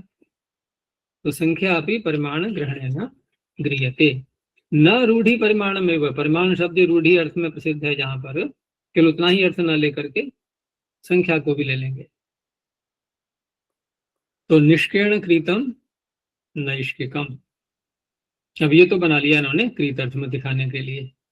अब यहाँ पर विकार अर्थ में लेना है हमें, तो निष्क का विकार क्या कहलाएगा, कौन सा प्रत्यय करेंगे, तो कहा कि जो आपने कृत अर्थ में किया है वही यहाँ कर लो। तो निष्कस्य विकारो नैष्किकः, तो ठक प्रत्यय किया गया इसमें, असमासे निष्कादिभ्यः। ऐसे ही शतेन कृतम सत्यम, तो शताच क्षणता वशते, यह प्रत्यय भी है और धन प्रत्यय भी है, वही यहाँ पर शतस्य विकार सत्य शति का, यहाँ भी वही हो जाएगा। ऐसे ही सहस्र शब्द से अण प्रत्यय का विधान किया गया, शतमान विंशतिक सहस्र वसना दण, वही यहाँ हो जाएगा सहस्र। कृतवत शब्द में वत का ग्रहण किया है, उसका बताते हैं प्रयोजन कि वति ही सर्व सादृश्यार्थ है। सभी प्रकार की समानता वो कौन सी होगी? जब ये कह दिया कि कृत अर्थ में जो प्रत्यय किए गए हैं वही यहाँ पर हो जाएंगे विकार अर्थ में, तो और समानता कौन सी रह गई? तो कहा नहीं, थोड़ा और बढ़ा करके लेना है। अर्थात जैसी प्रकृति और जैसा प्रत्यय, इनकी प्रकृति भी साथ में हमें वही लेनी है, क्योंकि वहां कहीं कहीं प्रकृतियों के विशेषण भी साथ में दिए गए हैं। जैसे उदाहरण देते हैं ना कि अध्यर्थ पूर्वाद द्विगोर लघु संज्ञायाम, तो सूत्र क्या है पूरा? अध्यर्थ पूर्व द्विगोर लघु संज्ञायाम, या तो अध्यर्थ पूर्व में हो या द्विगु संज्ञक हो। तो ऐसी जो प्रकृति का विशेषण लगा करके वहां ग्रहण किया गया है, वही बात यहाँ पर भी आएगी अब। ठीक है ना? तो सर्व सादृश्यार्थ केवल प्रत्यय की समानता नहीं है, प्रकृति जिस विशेषण से युक्त गृहीत की गई है उसी विशेषण से युक्त विकार अर्थ में भी हम उसी प्रकृति को लेंगे। तो द्विसहस्र द्विसहस्र द्विनिष्क द्विनैष्किक, वो सूत्र है ना, द्वित्री पूर्वान निष्का, तो निष्क शब्द वहां ग्रहण किया गया है। और सहस्र में वो लग जाएगा विभाषा कार्षापण सहस्राभ्याम, तो एक पक्ष में वहां प्रत्यय का लुक भी किया गया है, तो अब यहाँ पर विकार अर्थ में भी एक पक्ष में लुक हो जाएगा। यह है सर्वसादृश्य। जैसे वहां पर विकल्प करके कार्षापण और सहस्र शब्दों में प्रत्यय का लुक किया गया, ठीक है ना? अब विकार अर्थ में भी यहाँ पर प्रत्यय तो वही होगा, लेकिन एक पक्ष में यहाँ भी लुक हो जाएगा। ऐसे ही द्विनिष्क द्विनैशिक यहाँ पर भी।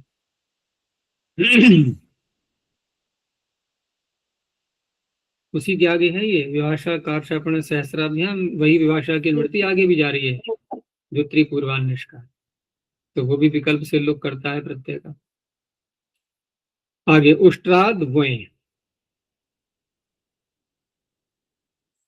अब तो पूरा ही समाप्त करते हैं पाद को, थोड़ा ही रह गया है। उष्ट्र शब्दात वोय प्रत्यय भवती विकारावय अर्थयो हो। ठीक है ना? तो क्या प्राप्त हो रहा था? प्राणीवाची है, तो प्राणी रहता दिव्यो है, तो प्राण्ययोपवाद उष्ट्र से विकारो अवयव हुआ उष्ट्र का। दो शब्द और लिए आगे, उनसे विकल्प करके वही प्रत्यय उमा और ऊर्णा, तो उमोर्ण योरवा, उमा शब्दाद ऊर्णा शब्दाच वा वही प्रत्यय भवती विकारावयव अर्थयो हो। तो औमम औमकम, एक पक्ष में वही हो जाएगा और दूसरे पक्ष में फिर दूसरे पक्ष में अण हो जाएगा, और ऊर्णा शब्द में अय होगा फिर दूसरे पक्ष में, तो और्णम और्णकम। एणी शब्द आगे आ रहा है, एण्या ढय, तो एणी शब्दात ढय प्रत्यय भवती विकारावयवयो अर्थयो हो। यह प्राणीवाची है ये, इसलिए प्राणी रहता दिव्य से अय की प्राप्ति हो रही थी। तो अयणेयम मांसम, पुंसस्तु अय एव भवती, जो एणी शब्द तो स्त्रीलिंग का है, हिरणी, एणी होती है ना हिरणी, और यहाँ है अगर पुल्लिंग वाची होगा ये, तो उस अवस्था में क्योंकि सूत्र में है एणिया, एणी का पंचमी का एक वचन है ये, ठीक है ना? अगर एण शब्द होगा तो ये सूत्र ग्रहण नहीं करेगा, तो पुंसस्तु अय एव होती, वहां अय प्रत्यय ही हो जाएगा, तो एणस्य मांसम अयणम। आगे गोपयसोर्यथ, इसी सूत्र के विषय में पीछे चर्चा हुई थी, तो गोपयस शब्दाभ्याम यत् प्रत्यय होती विकारावयव अर्थयो हो, और पुरुष में पीछे बता ही दिया गया था, वहां ऐड हो जाएगा, तो गव्यम और पयस्य हो जाएगा पयस्यम। यहाँ एक इष्टि और भी है कि सर्वत्र गोहो अजादि प्रसंगे यद अस्ति एव, अर्थात गो शब्द से जहां जहां भी अजादि प्रसंग होता है, अजादि प्रत्यय की प्राप्ति हो रही होती है, वहां सर्वत्र गो शब्द से यत प्रत्यय को माना गया है। ठीक है ना? जहां जहां अजादि प्रत्यय की प्राप्ति हो रही होगी वहां वो प्रत्यय न होकर के यत प्रत्यय हो जाएगा। अब यहाँ पर बात ये हो रही है कि फिर यहाँ गोपयसोर यत में यत की क्या आवश्यकता है, जब अजादि प्रसंग में सर्वत्र यत हो ही जाएगा। तो कहा मयड विषय तो विधीयते, अब मयट प्रत्यय आजादी है नहीं, और मयट प्रत्यय की प्राप्ति हो रही थी। तो मयट प्रत्यय की प्राप्ति में यहाँ पर अजादि न होने के कारण से यत की स्वयं प्राप्ति नहीं हो पाती, इसलिए इस सूत्र के द्वारा यत प्रत्यय का विधान किया गया है। मयट विषय विधीयते, क्योंकि वहां आजादी प्रसंग में कहा गया है। आगे द्रोष्ट, ध्रुव, ध्रुव किसे कहते हैं? वृक्ष, दुद्रु का तो ध्रुव धातु से ही बनेगा। तो ध्रुव शब्दात यत प्रत्यय होती विकारावयव अर्थयो हो। अब ध्रुव कारांत है तो और ऐसे अय की प्राप्ति हो रही थी, और अयो अपवाद, उसका अपवाद हो गया तो द्रव्यम। अब ये जो द्रव्य शब्द है ये वो द्रव्य नहीं है जो हम व्यवहार में बहुत प्रयोग करते हैं, या महर्षि कणाद के द्वारा कहे हुए द्रव्य, वो भी यहाँ द्रव्य नहीं है ये शब्द, ठीक है ना। उस भ्रांति में नहीं रहना। यहाँ द्रव्य का अर्थ है वृक्ष का विकार, ध्रुव माने वृक्ष। और वो जो द्रव्य शब्द है वो तो उसको अव्युत्पन्न भी माना गया है, जो एक पदार्थ का वाचक होता है ना द्रव्य शब्द, तो वो अव्युत्पन्न प्रातिपदिक के रूप में गृहीत किया गया है, ये वो द्रव्य नहीं है। आगे है माने वयः।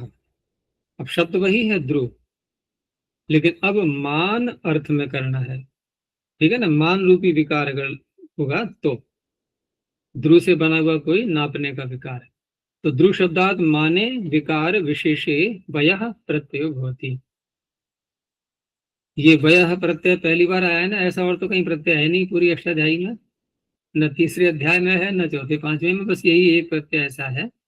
और ये वयस शब्द को मत ले लेना, ये प्रथमा का एक वचन वयस भी तो बन जाएगा, वय वयसी वयांसी। तो यहाँ वय प्रत्यय है अकारांत, वय, उसके आगे सु प्रत्यय है। तो यतोपवाद, क्योंकि पिछले सूत्र से यत की प्राप्ति हो रही थी उसका अपवाद हो गया, तो ध्रुवयम। अब ध्रुवय का तात्पर्य यहाँ पर ध्रुव से बना हुआ कोई नापने का साधन। फले लुक, अब द्रोष्ट सूत्र तो ध्रुव शब्द से विकार अवयव अर्थ में करेगा, तो वृक्ष का फल भी तो विकार ही कहलाएगा। तो वहां जब प्रत्यय करेगा द्रोष्ट सूत्र, ये सूत्र उसका लुक कर देगा, ये सूत्र। लेकिन यहाँ पर द्रोष्ट, ध्रुव तो केवल एक ध्रुव शब्द को ही लिया गया, लेकिन अन्य जो सूत्र पीछे आए हैं सारे विकार अवयव अर्थ में प्रत्यय करने वाले, तो वहां बहुत से वृक्षवाची शब्द हो सकते हैं। अब फल तो वृक्ष का ही होता है, ये भी निश्चित है, इसलिए कहने की आवश्यकता भी नहीं है। यहाँ ये कहने की आवश्यकता नहीं है किसका फल, फल तो किसी का भी हो, वृक्ष ही होते हैं प्राय करके, उन पर फल आते हैं। तो फल रूपी विकार को जब कहना होता है, क्योंकि सूत्र बहुत व्यापक है, ये जब भी फल रूपी विकार को कहना होगा तो ये सूत्र उस प्रत्यय का लुक कर देगा। तो प्रायः देखा होगा हमने कि जो वृक्षों के वाचक शब्द होते हैं वही शब्द फलों को भी कहने लगते हैं। क्यों कहते हैं? क्योंकि प्रत्यय आया, उसका इसने लुक कर दिया। अब लुक करने के बाद एक कार्य फिर और भी होता है, क्योंकि हम तद्धित के प्रकरण में हैं यहाँ पर, तो क्या सूत्र लगेगा? लुक तद्धित लुकी। अब क्या होगा? अभी तक तो यही था कि जो वृक्ष का वाचक शब्द है वही फल का वाचक बन गया, क्योंकि प्रत्यय को हटा दिया हमने, ठीक है ना, विकार अर्थ में प्रत्यय को हटा दिया। लेकिन अब ये हुआ कि यदि वृक्ष जिस लिंग में आ रहा है, फल को भी हम उसी लिंग में बोलेंगे, क्योंकि युक्तवद, व्यक्ति और वचन कैसे रहेंगे? युक्तवद। तो इस तरह से यहाँ ये शब्द फलों के वाचक बन जाते हैं, जबकि प्रत्यय का लुक हो जाता है। तो विकारावयवयोः उत्पन्नस्य फले तद विषये विवक्षिते लुक भवति। जैसे आमलकी शब्द है वृक्ष का वाचक, ठीक है ना, आमलक्याः फलम, तो आमलकी का जो फल कहलाएगा, अब यहाँ पर हमने जो भी प्रत्यय किया उसका हो गया लुक। नहीं, लुकी, अच्छा वो सूत्र, हाँ लुकी है, लुकी युक्त व्यक्ति वचन है, ये है लुक, हाँ ये वहां नहीं लग पाएगा। तो यहाँ आमलक क्योंकि फल है नपुंसक लिंग का शब्द, तो आमलकी से हमने जब प्रत्यय किया और उसका लुक कर दिया गया, तो अब यहाँ पर क्या बनेगा शब्द ये आमलकम। तो आमलकम में कैसे बनाएंगे अब?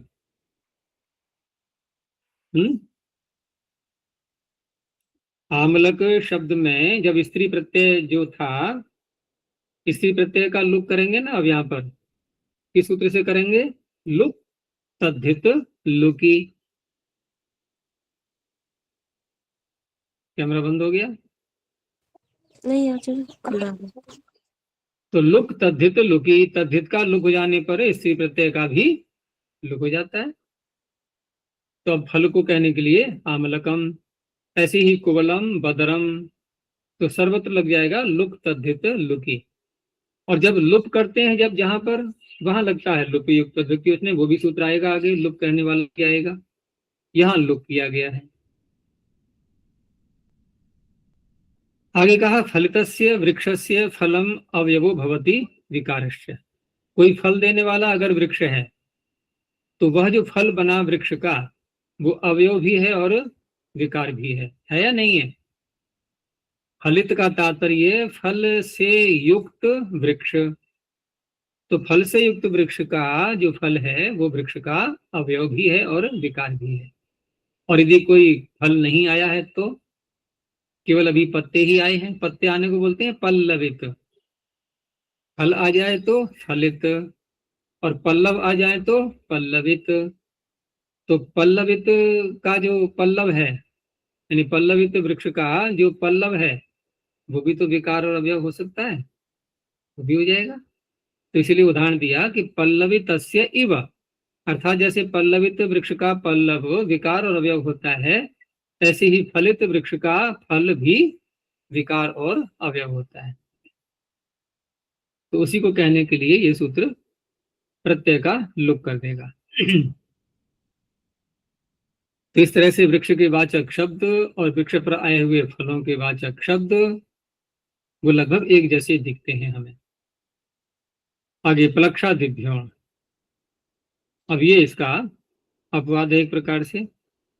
तो फले इत्येव, ये भी फल अर्थ में कर रहा है। तो प्लक्षादिभ्य प्रातिपदिकेभ्य फले विकारावयवत्वेन विवक्षिते अण प्रत्ययो भवति। तो अय प्रत्यय की प्राप्ति, चलो ठीक है, अय प्रत्यय की प्राप्ति में हमने अण कर लिया, लेकिन प्रश्न उठेगा कि आप चाहे अय प्रत्यय पीछे कर रहे थे अथवा यहाँ पर आपने अण कर लिया, लेकिन फले लुक तो दोनों को नहीं छोड़ेगा। अगर अय हो रहा था उसको भी नहीं छोड़ने वाला था वो, और आपने अण किया है तो ये भी कौन सा बचेगा, ये भी तो जाएगा ना, क्योंकि आप फल अर्थ में कर रहे हैं। और फले लुक उसका लुक कर देगा, तो लाभ क्या हुआ प्रत्यय करने का? क्या हुआ लाभ? कुछ भी नहीं, निरर्थक हो गया ना। इसलिए कहा आगे विधान सामर्थ्यात् तस्य न लुक भवति। अब क्योंकि परिश्रम किया है, पाणिनि ने सूत्र बनाया है, तो विधान सामर्थ्य से अब इस अण का पूर्व सूत्र लुक नहीं कर पाएगा। तो प्लक्ष से बनेगा फिर फल अर्थ में प्लाक्षम, न्यग्रोध से बनेगा नैयग्रोधम। आगे जम्बवा वाह, जम्बू से विकल्प करके होना है। तो फले इत्येव जम्बू शब्दात् फले अवधेये वा अण प्रत्ययो भवति, ये भी आय का अपवाद है। अब यहाँ भी वही अर्थ लखटाएंगे हम कि अत्र अणु विधान सामर्थ्यात् लुग न भवति। जब अण करेंगे हम तब तो विधान सामर्थ्य से लुग नहीं होगा, और यदि अय कर दिया तो, अर्थात जिस पक्ष में ये अण नहीं करेगा उस पक्ष में अय होगा, तो अय को तो फले लुग नहीं छोड़ेगा, वहां हम कैसे कहेंगे विधान सामर्थ्य? अर्थात अय का तो लुक हो जाएगा लेकिन अण का लुक नहीं होगा। तो अय का अण का लुक नहीं होगा तो क्या बनेगा? जाम्बवानी फलानी। ठीक है ना, अण कर लिया हमने, और जिस पक्ष में अण नहीं हुआ उस पक्ष में अय होगा, तो अय का लुक कर देगा फले लुक सूत्र, और लुक कर देगा तो लुक तद्धित लुकी। वैसे जम्बू शब्द ही है, यहाँ कोई अंतर भी नहीं पड़ने वाला है, तो वहां बनेगा फिर जम्बूनी वा। तो जाम्बवानी और जम्बूनी दोनों प्रयोग में आते हैं ये जम्बू के फल को कहने के लिए। आगे लुप्च, ये इसी जम्बू शब्द के लिए। तो वा इत्येव, यानी जम्बाह फले अभिधेय प्रत्ययस्य वा लुप भवति। अब ये विकल्प करके लुप कर रहा है। अब देखो दो शब्द बन गए हैं पीछे, जाम्बव और जम्बू। अब यहां इसने कहा कि विकल्प करके लुप भी होता है। अब लुप कहा गया तो अंतर कहाँ पड़ेगा, तो कहा लुप युक्तवत व्यक्ति वचने। अब व्यक्ति वचन भी आपको वही रखने होंगे। तो मूल शब्द क्या है, जम्बू, उकारांत और स्त्रीलिंग, उकारांत है ये जम्बू, ठीक है ना। तो लुप युक्त व्यक्ति वचने से यही स्थिति रहेगी, युक्तवत भावे विशेष। तो जम्बाह फलम, अब फल नपुंसकलिंग है, तो नपुंसकलिंग होने पर जम्बू के उकार को ह्रस्व हो जाना चाहिए था ना, लेकिन यहाँ पर लुप कहने से लुप युक्तवत व्यक्ति वचने तो स्त्रीलिंग ही रहा। तो जम्बू फलम ऐसे ही बोलेंगे, क्योंकि विकल्प से किया है इसने लुप। तो दूसरे पक्ष में जब लुप नहीं होगा, उस पक्ष में लुप कर देगा वो पूर्व सूत्र, ठीक है ना। तो पूर्व सूत्र लुप कर देगा, तो एक वचन में जम्बू फलम, जैसे पीछे था ना जम्बूनी, तो जम्बूनी इसलिए था कि फलानी बहुवचन था, यहाँ एक वचन है तो जम्बू। अब यहाँ पर रस हो गया, रसो नपुंसक प्रातिपदिक से। और तीसरा कौन सा बनेगा, पूर्व सूत्र ने विकल्प से अण प्रत्यय का विधान किया था, उसका बन जाएगा फिर जाम्बवम। तो तीन बन गए ये। तो जम्बू पर बहुत परिश्रम किया है पांडे ने, है भी गुणकारी फल। आगे कहा लोक प्रकरणे फल पाक सुषाम उपसंख्यानम, इन शब्दों से भी इन विकार अर्थ में प्रत्यय का लोप हो जाएगा। तो व्रीहयः, फल पाक सुषाम, यहाँ तात्पर्य क्या लेंगे इसका कि फल पाक यानी फल आया, और आया नहीं बल्कि फल आकर के पक भी गया, और फल पकने के बाद वृक्ष की क्या स्थिति बनती है, वो सूख जाते हैं। तो इसलिए ऐसे वृक्षों को कहा जाता है फल पाक शुष, उसी का षष्ठी का बहुवचन है ये, फल पाक शुषाम, यानी फल पकने के बाद वृक्ष जो सूख जाते हैं, ऐसे शब्द लेने हैं हमें। तो जितनी भी फसल होती हैं जिनको हम शस्य कहते हैं, तो वो कैसी होती हैं, उन पर फल आए, गेहूं आदि, व्रीहि आदि, और उसके पश्चात वो पक जाएंगे, पकने के बाद सूखने लगेंगे, तभी किसान उनको काट लेते हैं। तो व्रीहि आ गए, यव आ गए, माश, मुद्ग, तिल आदि। तो व्रीहयः, यवाः, माशाः, मुद्गाः, तिलाः, तो इन सभी से जो प्रत्यय आएंगे विकार अर्थ में, उनका लोप हो जाएगा। आगे कहा पुष्प मूलेषु बहुलम, अगर पुष्प अथवा मूल जड़ ये विकार अर्थ में लेना होगा तो फिर बहुल करके प्रत्यय का लोप होगा। जैसे मल्लिका शब्द है, इसके पुष्प को यदि कहना है तो मल्लिकायाः पुष्पम। अब लुक लुप जब कर दिया गया तो मल्लिका लुप युक्त व्यक्ति वचन है, नपुंसकलिंग है पुष्प, लेकिन शब्द स्त्रीलिंग का ही रहा। ऐसे ही नव मल्लिका जाति ही। और मूल अर्थ में जैसे विदारिया मूलम, विदारी, अब ये भी स्त्रीलिंग का शब्द है विदारी, और मूल को जड़ को कहने के लिए स्त्रीलिंग ही बना रहेगा। ऐसे ही अंशुमति, बृहति।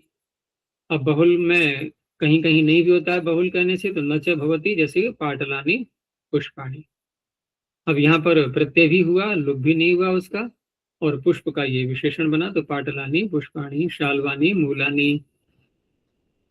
बहुल कहने से ये भी है कि जिन पुष्प और मूल अर्थों में कहा है, यदि अन्य कोई अर्थ है तो वहां भी, या अन्य कोई वाचक शब्द है तो वहां भी ले सकते हैं।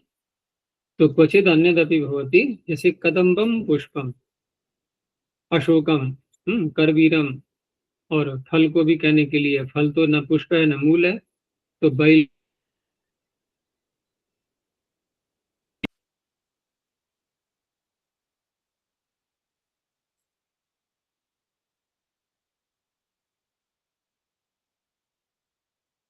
आवाज आ रही है? नहीं आ रही है जी, कट गई।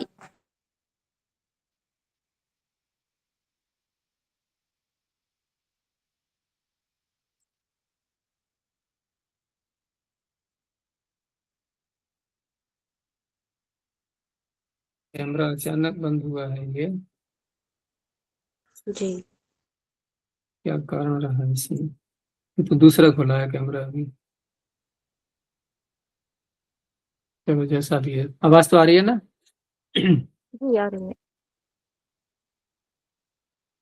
तो इस तरह से बहुल वचन जो कहा गया है ना वार्तिक में, तो अन्य शब्दों से भी और अन्य वस्तुओं को कहने के लिए भी ले सकते हैं। तो कदम्बम, पुष्पम, अशोकम, करवीरम, बैलवानी, फलानी इत्यादि ये बन जाएंगे। आगे है हरितक्यादिभ्यश्च। हरितकी इत्यमादिभ्यः शब्देभ्यः फले प्रत्ययस्य लुप् भवति। तो यहाँ पर केवल फल को कहने के लिए प्रत्यय का लुप् हो जाएगा। और लुकी प्राप्ते लुपो विधाने युक्तवद् भावे स्त्री प्रत्यय श्रवणे च विशेषः। लुप्त तो हो ही रहा था फले लुक से, और फिर भी लुप्त का विधान जो किया गया है वो मात्र वही कारण है कि युक्तवत भाव करते समय में स्त्री प्रत्यय का, इनकी स्त्रीलिंग में जो प्रत्यय किया गया है उसका श्रवण होगा। यही विशेषता है। जैसे हरितकी स्त्रीलिंग का शब्द है, ये हरितक्या फलम, हरितकी फल को भी हरितकी कहा जाएगा। ऐसे ही कोशातकी, नखरजनी। अत्र च व्यक्तिर युक्तवत भावेन इष्यति। यहाँ युक्तवत भाव से लिंग केवल जो व्यक्ति है अर्थात स्त्रीलिंग का, उसी का ग्रहण होना है। वचन का तो कोई ग्रहण होना नहीं है, क्योंकि एक वचन में हम हरितकी बोल ही सकते हैं। फल शब्द एक वचन में आ रहा है। वचनम तो अभिधेय वद एवं भवति। जो अभिधेय है फल, उसके अनुसार ही रहेगा वचन। एक वचन है तो एक वचन रहेगा, और बहुवचन है तो बहुवचन रहेगा। उससे कोई तात्पर्य नहीं। लेकिन जो लिंग है उसका ऐसी लिंग, केवल उसके लिए यहाँ पर युक्तवत भाव से सार्थकता दिखाई देगी। हरितक्या फलानी, हरितक्या ये बहुवचन का हो गया है, तो हरितकी का ही बनाएंगे बहुवचन। इसमें गण में एक जो गण सूत्र दिया है अंत में, कि येषाम च फलपाक निमित्तः शोषः, और दूसरा है पुष्प मूलेषु बहुलम। ये पीछे का जो है ना, उन्होंने वो भी साथ में ले लिया है। आगे है कंसीय पर शब्योर ययं लोकच। दो शब्द यहाँ पर लिए हैं इन्होंने, यानी कंसीय और परशव्य। तो इनसे यथासंख्य करके विकार अर्थ में दो प्रत्ययों का विधान भी है, यय और ऐ। लेकिन साथ में एक कार्य और कर रहा है सूत्र। वो कौन सा कर रहा है? कि कंसीय और परशव्य का लुक भी कर रहा है। तो लुक कर रहा है तो हम अलोन्त्य से लगाएंगे यहाँ पर।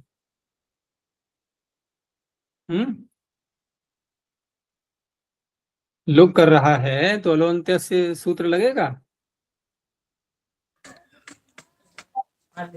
जी। लुक किसे कहते हैं? प्रत्ययस्य अदर्शनम। हाँ, प्रत्यय से लुक शु लुप, तो प्रत्यय का ही पूरा आदर्शन होगा ना। अलोन्त्य से थोड़ा लगता है, अलोन्त्य से लगता है जी। लुप में। ध्यान रखना आगे से, इसीलिए मैंने याद दिलाया। तो इस तरह से लुक करेंगे तो पूरे प्रत्यय का होगा। यानी कंसी और पर शब्द में जो प्रत्यय हुआ है ना, सीधा उसी को हटा देंगे। हलुंते से मत लगाने लगना। तो कहा कि प्राक कृता छह, ठीक है ना, वहां कृत अर्थ में छह प्रत्यय किया गया है। तो कंस से बना था कंसीय, वो सूत्र में आ गया। और परशु उकारांत है तो उग्वादिभ्यो से यत् प्रत्यय करके परशव्य बना लिया था, वो सूत्र में आ गया। ये दो हो गई प्रकृतियां। तो कंसीय परशव्य शब्दाभ्याम यथासंख्यम इयय अयौ प्रत्ययो भवतः तस्य विकारः इत्येतस्मिन् विषये। यथासंख्य हो जाएगा कंसीय से यय और परशव्य से अय। तत्संयोगेन च कंसीय परशव्यो लुक भवति। तो इस प्रकार से जब कंसीय में हम लुक करेंगे तो कौन सा प्रत्यय हटेगा? छह प्रत्यय हट गया। अब छह प्रत्यय हट गया तो रह गया कंस अकारांत, ठीक है ना। यह प्रत्यय किया, आदि को वृद्धि हो गई, ऐसे पीछे लगा लिया, कान से बन गया। ऐसे ही परशव्य, यहाँ पर यत प्रत्यय पूरा हटेगा, और यत प्रत्यय पूरा हटेगा तो उसके संयोग से, उसकी सन्निधि से जो गुण हुआ था और गुणा से, वो भी पूर्व अवस्था में आ गया। तो मूल शब्द रह गया परशु। अब परशु से यहाँ पर आय प्रत्यय, फिर और गुणा लगाएंगे बाद में, वो एक अलग प्रक्रिया है। उससे बनेगा फिर पार्शव। आगे कहा कि प्रातिपदिका अधिकारात। अधिकार चल रहा है यांग या प्रातिपदिकात का। और यहाँ लुक की जो बात कही गई है, तो हम उसको और आगे न बढ़ाते हुए, यानी कि हमने पहले तो कर लिया यत का या छ प्रत्यय का लुक, अब और थोड़ा पीछे हटें और शब्द भी जो प्रातिपदिक हैं वो भी धातुओं से बनते हैं प्रत्यय करके, तो उस धातु से भी प्रत्यय का उसका भी लुक करने लगे। का नहीं, ऐसा नहीं करना है, क्योंकि यहाँ प्रातिपदिक का अधिकार चल रहा है, तो लुक भी प्रातिपदिक से विहित प्रत्यय का होगा, धातु से विहित प्रत्यय का नहीं होगा। तो धातु प्रत्यय से न लुक भवति। तो परशव्य शब्दात अनुदात्तादित्वाद एव। अब परशव्य शब्द अनुदात्तादि होने के कारण से, क्योंकि तित स्वरतम है ना, तो अनुदात्तादि होने के कारण से अय प्रत्यय सिद्धि ही था। लेकिन यहाँ पर जो विधान किया गया है अय प्रत्यय का, वो केवल मात्र इसलिए किया गया है कि अय प्रत्यय जब करेंगे तो जो पीछे जो प्रत्यय हुआ है प्रातिपदिक से उसका लुक हो जाए। तो लुगर्थम वचनम, यानी कि अय प्रत्यय के लिए, अय प्रत्यय ध्यान करने के लिए सूत्र की रचना नहीं हुई है, अपितु लुक करने के लिए रचना हुई है। और कहा आगे के ननुच, जैसे इन्होंने शब्द बनाया पहले कांस्य को ले लो, तो कांस्य में पूर्व पक्षी का ये कहना है कि कांस्य शब्द हमने पहले बना लिया, नहीं पहले कंसीय शब्द बना लिया, कंसीय शब्द प्राकृता छ से छ प्रत्यय करके, ठीक है ना। और इनका कहना यह है कि ननु से यस्येति लोपे कृते हलस तथितस्य इति यह लोपो भविष्यति। आप कांस्य शब्द को बनाने के लिए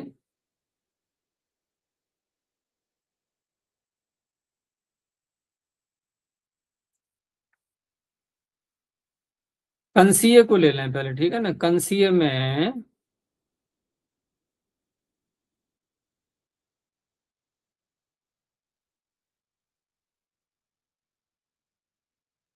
देखो, हलस तस्य का अर्थ क्या है, हलस तस्य जो लोप कर रहा है ना यकार का, तो उसमें यस्य तिच से इति की अनुवृत्ति आ रही है, और उसका ध्यान ही नहीं दिया पूर्व पक्षी ने, उसको इति का ध्यान नहीं रहा, क्योंकि हलस तस्य ये तद्धित यकार का जो लोप कर रहा होता है, लेकिन कब करता है ये, जब ईकार परे होता है तब। ईकार परे नहीं होगा तो नहीं करेगा। तो इसका कहना यह था कि हलस तस्य तो यकार का लोप हो जाएगा, और यकार का लोप होकर के हम सिद्ध कर लेंगे, तो आपको ये कहने की आवश्यकता ही नहीं रहेगी यहाँ पर। तो उसी का उत्तर दे रहे हैं कि यस्येति लोपे कृते हलस तस्य इति यह लोपो भविष्यति, ये तो पूर्व पक्षी की ओर से कहा गया। तो उत्तर दिया कि नहीं तदस्ति इति इति तत्र वर्तते, वहां ईकार की अनुवृत्ति आ ही रही, और ईकार की अनुवृत्ति आने के कारण से ये सूत्र यकार का लोप नहीं कर पाएगा। ठीक है, तो ये यहाँ तक ये चतुर्थ अध्याय का तृतीय पाद भी समाप्त हुआ। अब आगे अन्य विषय चलेंगे। शीर्षे का अधिकार भी यहीं तक था, वो भी पूरा समाप्त हो गया। और शीर्षे के बाद जो अन्य अर्थ आए थे उसमें से कितने अर्थ मानेंगे अभी हम, एक ही केवल विकार को कह विकार। सकते हैं, लेकिन विकार के साथ में हाँ इन्होंने अवयव अर्थ को और जोड़ दिया था। इतना ही तो है बस। तो अवयव भी एक प्रकार से विकार ही है। तो यदि हम विकार अर्थ को भी अगर जोड़ लें शेष में, तो सारी आ जाएंगे इस प्रकार से।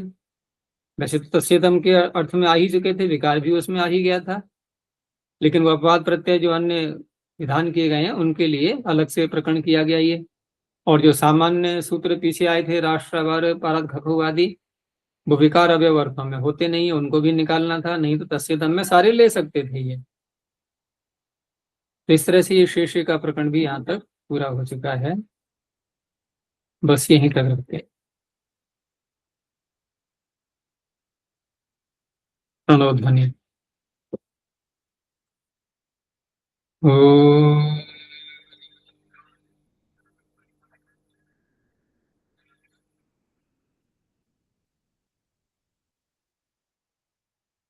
ओ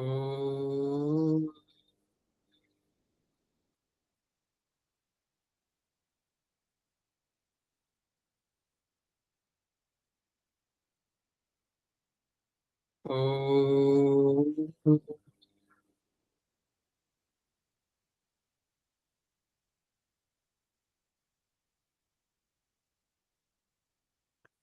शांति शांति शांति।